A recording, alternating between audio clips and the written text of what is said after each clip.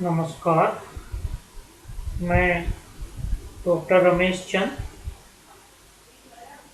आज हम फिर एक प्रॉब्लम लेकर के उसका डिस्कशन करना चाहते हैं। जो प्रॉब्लम हम ले रहे हैं वो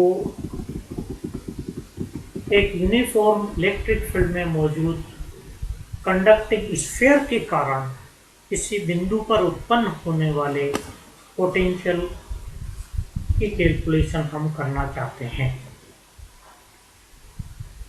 यदि यूनिफॉर्म इलेक्ट्रिक फील्ड जो कि सिस्टम में मौजूद है उसकी डायरेक्शन हम प्लस जेड लें, अर्थात जेड डायरेक्शन में ये इलेक्ट्रिक फील्ड लग रहा है, तो इस परिस्थिति में इस यूनिफॉर्म फील्ड को हम एप्रोप्रिएट पॉजिटिव और नेगेटिव चार्जेज को इनफाइनाइट डिस्टेंस पर रख करके प्राप्त कर सकते हैं। इसके लिए हमने यहाँ जो एनालॉजी दर्शाई है वो इस तरह से है। मान लीजिए हमारे पास प्लस क्यू चार्ज है जिसको हमने माइनस आर पॉइंट पर जेड एक्सिस के ऊपर रखा हुआ है और माइनस क्यू चार्ज को प्लस आर डिस्टेंस पर रखा हुआ है। जो ओरिजिन है वो हम इस स्फीयर के सेंटर को मान करके चल रहे हैं। प्लस क्यू चार्ज जो कि माइनस आर पर है के कारण जो इलेक्ट्रिक फील्ड उत्पन्न होगा उसकी डायरेक्शन ये होगी। यदि प्लस क्यू चार्ज को हम लगभग इन्फिनिट पॉइंट पर रख दें तो ये जो डायरेक्शन है वो लगभग जेड एक्सिस के पैरेलल होगी।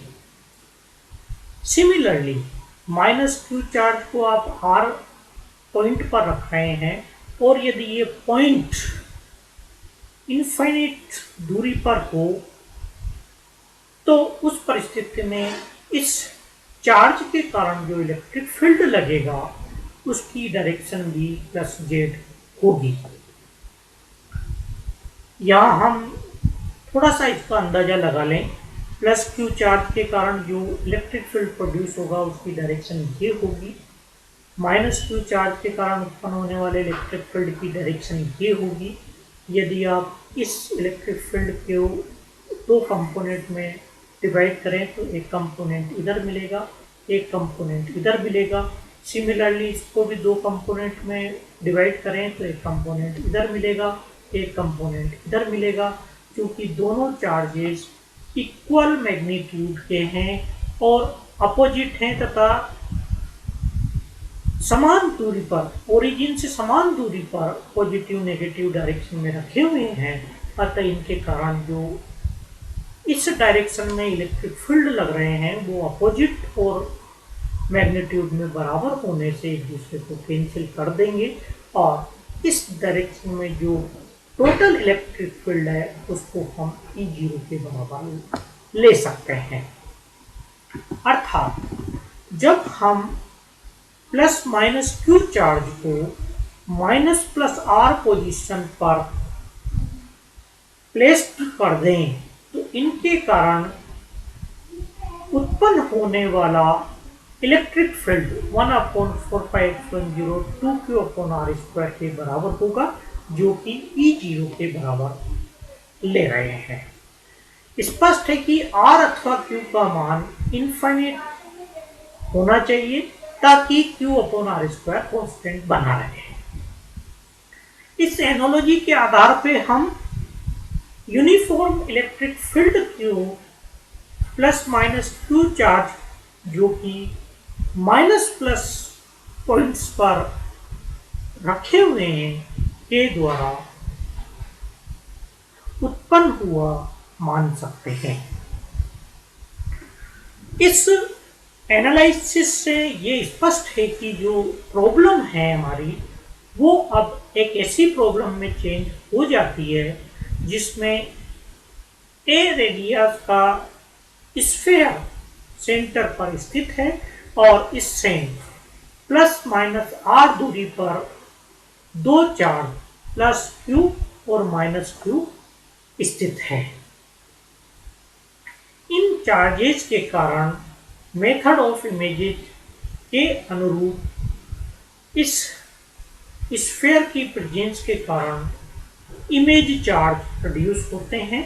अतः हमारी संपूर्ण प्रॉब्लम जो है वो अब इस तरह से चेंज हो जाती है कि जो पोटेंशियल पॉइंट P पर हम कैलकुलेट करना चाहते हैं, डिटरमिन करना चाहते हैं, वो अब हमारा चार अलग अलग चार्जेज के कारण अर्थात प्लस माइनस क्यू चार्ज जो कि क्रमशः माइनस प्लस आर दूरी पर स्थित है तथा उनके इमेज चार्ज जो कि minus plus Q A upon R magnitude के हैं और जो क्रमशः minus plus A square upon R दूरी पर स्थित है।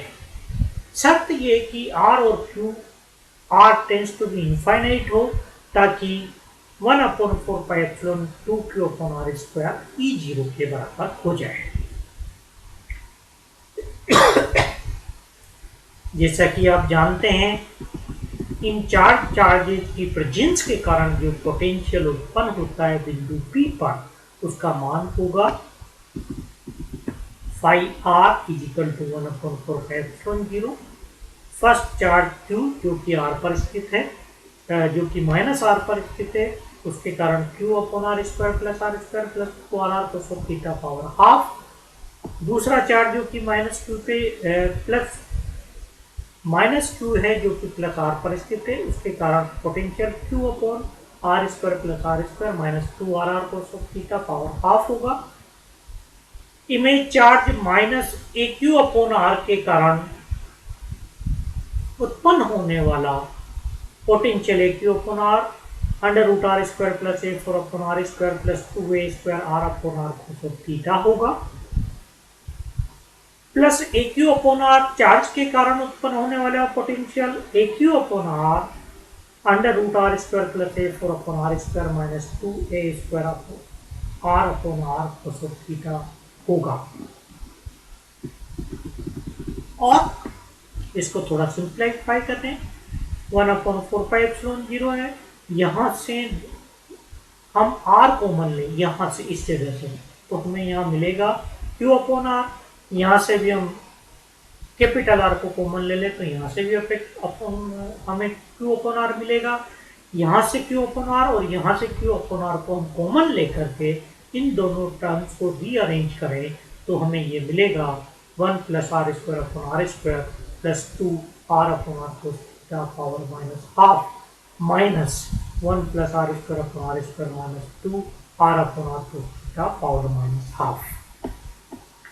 यहाँ से हम स्मॉल आर कॉमन ले लें यहाँ से भी हम स्मॉल आर को कॉमन ले लें तो आर स्क्वायर जब कॉमन आएगा तो बार अंडर रूट है अतः आर के रूप में हमको बार आएगा क्योंकि यहाँ भी एक Q upon R small R है यहाँ भी एक Q upon R small R है तो माइनस एक क्यू अपॉन आर को हम यदि कॉमन ले लें तो अंदर जो टर्म हमारे पास बचेगी वो होगी 1 plus A four R square plus 2 A square upon are cos theta power minus half minus 1 plus A four upon are square minus 2 A square upon are cos theta power minus half.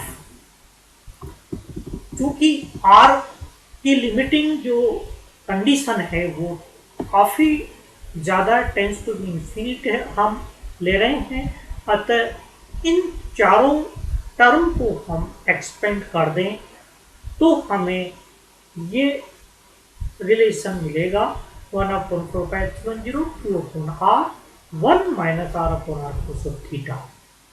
जो lowest term है वो ये होगी minus half और twice जब एक दूसरे को कैंसिल करते हैं तो minus are upon are cos theta होगा। सिमिलरली इस टर्म से हमको मिलेगा 1 plus R upon are cos theta इस टर्म से मिलेगा 1 minus A square upon are are cos of theta. इस टर्म से हमको मिलेगा plus A square upon are are cos of theta and so on. इस तरह से एक्सप्रेशन हमको प्राप्त होंगे।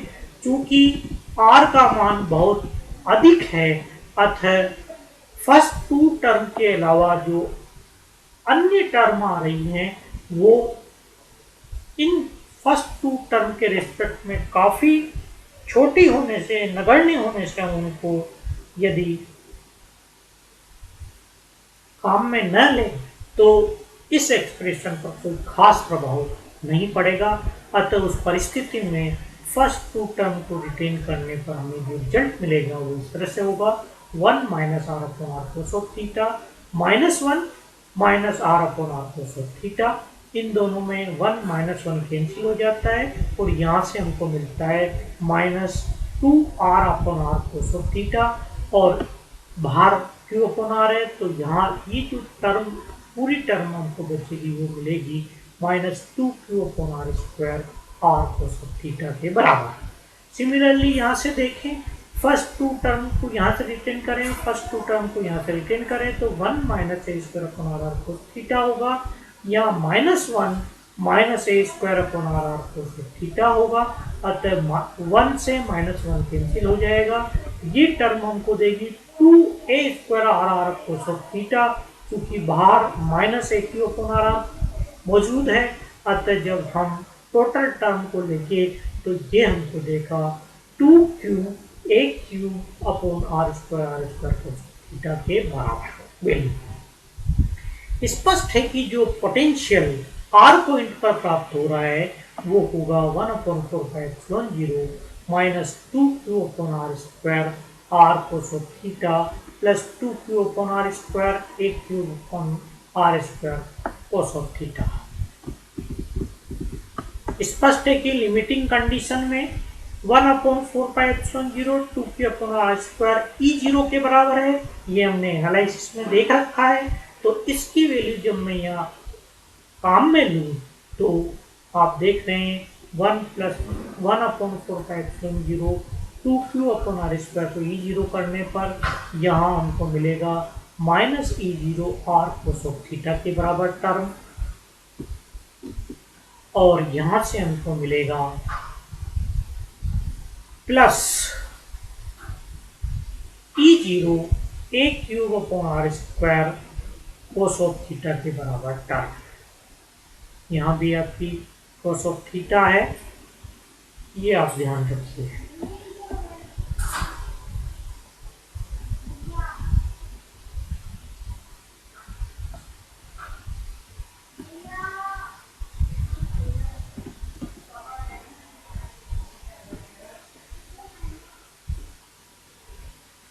कोस ऑफ थीटा हम यहाँ ले रहे हैं तो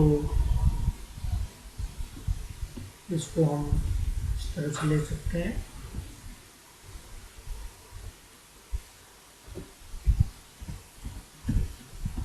ये ध्यान रखिए।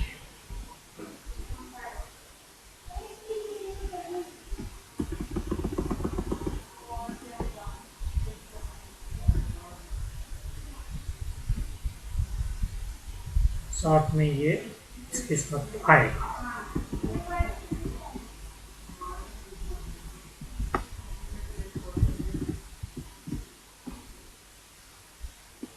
और उसी तरह से जो चीज़ हमने ऊपर लिखी है वो नीचे भी हमको लेना होगा। यहाँ भी इसी चीज़ को रिपीट करें।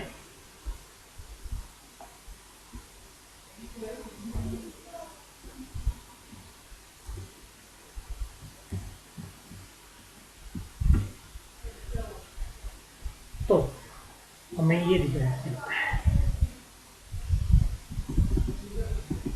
चूंकि R cos theta Z component है, इसको हम यूँ भी लिख सकते हैं minus E0 Z plus E0 A cube upon are square cos theta.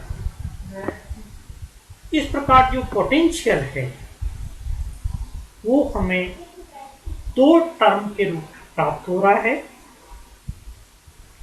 जो फर्स्ट टर्म है वो यूनिफॉर्म इलेक्ट्रिक फील्ड के कारण उत्पन्न होने वाला पोटेंशियल है, और स्वाभाविक है कि पोटेंशियल की इलेक्ट्रिक फील्ड की प्रेजेंस में हम पोटेंशियल कैलकुलेट कर रहे हैं, तो ये टर्म हमें वहाँ उस यूनिफॉर्म इलेक्ट्रिक फील्ड E0 के कारण प्राप्त होगी। परंतु जो सेकेंड टर्म है वो इस कंडक्टिंग स्फीयर की प्रेजेंस के कारण हमें प्राप्त हो रहा है, और ये इंड्यूस्ड सरफेस चार्ज डेंसिटी के कारण हमको प्राप्त होता है। और दूसरे शब्दों में इमेज चार्ज की प्रेजेंस से इस तरह का परिवर्तन हमको प्राप्त होता है। और आप जानते हैं यदि हम डाइपोल की बात करें तो स्पष्ट है कि दो charge plus minus QA/R magnitude के एक दूसरे से ट्वाइस A²/R डिस्टेंस पर स्थित हैं। अतः जो डाइपोल मोमेंट हुआ charge into distance between the charge, तो ये हमको देगा QA/R QA²/R, और इससे हमको मिलेगा ट्वाइस Q/R²। स्पष्ट है कि ये डाइपोल मोमेंट का मान 4πε0 E0 एक क्यूब के बराबर हमको प्राप्त होता है।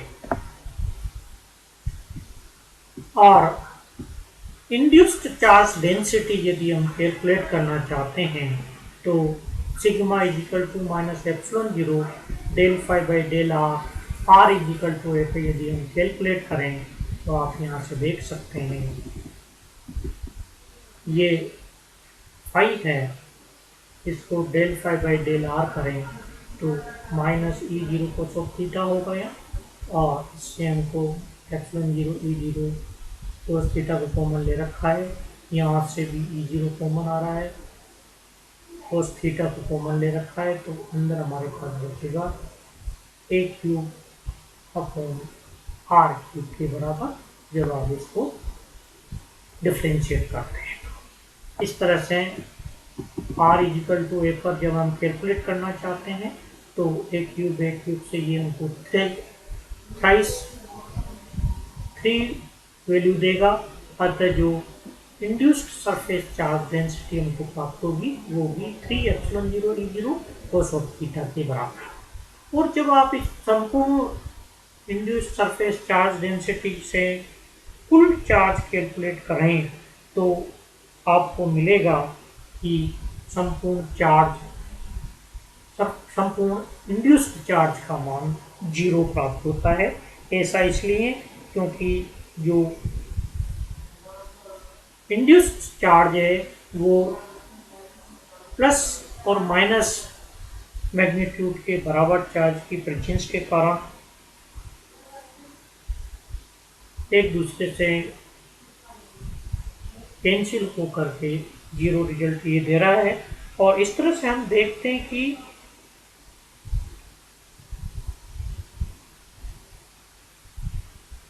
किस तरह से हमने यूनिफॉर्म इलेक्ट्रिक फील्ड में स्थित कंडक्टिंग स्फीयर के कारण उत्पन्न होने वाले पोटेंशियल की बात यहाँ की है। आज का ये वीडियो मैं यहीं स्टॉप कर रहा हूँ, और नेक्स्ट जो डिस्कशन मैं आपसे करना चाहता हूँ वो ग्रीन फंक्शन का इस्तेमाल करते हुए किस तरह से हम पोटेंशियल के जनरल सॉल्यूशन ज्ञात कर सकते हैं के बारे में हम थोड़ा बाद नेक्स्ट जो वीडियो है उसमें करेंगे। तब तक के लिए मैं आपसे इजाज़त लेता हूँ। नमस्कार।